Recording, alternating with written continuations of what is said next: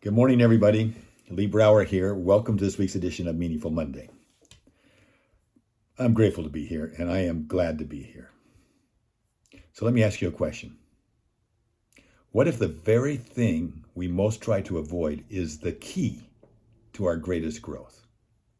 You've heard the expression, no pain, no gain. So am I trying to say pain is the key? Well, let's talk about it.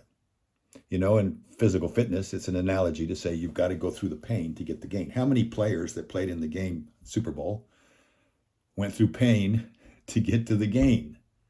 It was a necessary requirement, but is it only for physical fitness? That's a way to kind of look at it. I mean, imagine if we didn't have the pain of heartbreak or of, love and having heartbreak or failure or an outrage at justice. They all signal our deepness to commitments. If we had no pain, we couldn't react, we couldn't respond. We probably would all be dead. So years ago, I had a very, very good friend, and he's a mentor. He was the co-founder of Franklin Company. His name is Hiram Smith. He was such a good teacher. And he made the comment, and I'll never forget it. It's always been with me. He says, Lee, there is no worthwhile growth without leaving your comfort zone. You must leave your comfort zone to have worthwhile growth. And leaving your comfort zone inherently, just by the name of it, must mean that it's got to be uncomfortable. That's pain.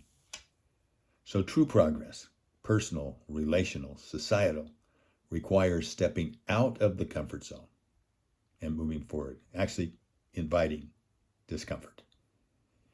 So what if we changed our perspective on pain from a signal to avoid to a signal to grow?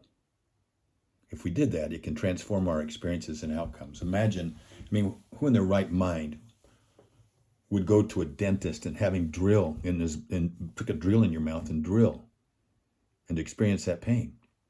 Well, you only do it because you see a bigger outcome. You see the outcome, and the outcome makes the pain worthwhile. And so you know that you can endure the pain because of the potential outcome.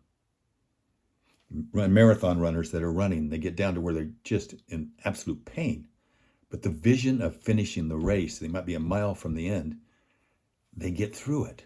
And there's so many instances in life that's that way.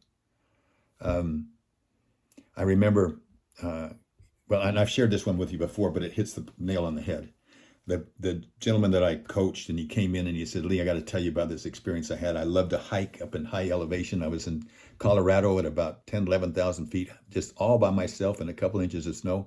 And I hear somebody coming from behind. So I pick up my pace, thinking, he's not going to catch me. Pretty soon, he's right behind me. Pretty soon, he's right alongside of me. And I look at him, and it's a guy in his 70s. He said, I'm not going to let him pass me. So now he's cranking. You see, he's getting motivated. But the guy kept moving. Finally, in desperation, with his chest feeling like it was going to explode, he reaches out and touches him and said, what drives you? What, can I ask, what drives you? And the guy paused for a second. He says, my vision of the future. It sustains my present agony. So basically, choose your heart, choose your pain. If the vision is strong enough, you can have a mindset shift. And the mindset shift is where you're going to look at, instead of looking at pain as being something that is a bad thing, you're actually going to embrace the idea of pain. It's, instead of it being a signal to avoid, it's a signal to grow. And it can transform our experiences and outcomes. That doesn't mean you run around looking for things. You have to be tactical, and you have to be strategic, and you have to have that vision that will inspire you. You have to have that vision that you know it's going to be better. So you can choose your pain. You don't have to just accept. Choose your pain. Choose your heart. So I'm going to challenge you.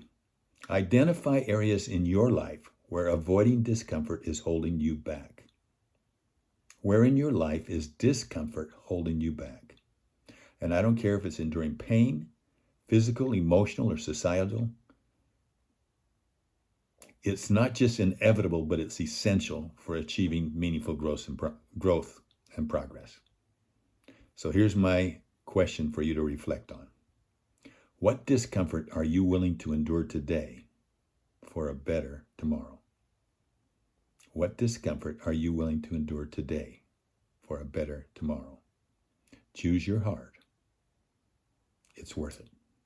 Have a meaningful week. I look forward to talking to you next week.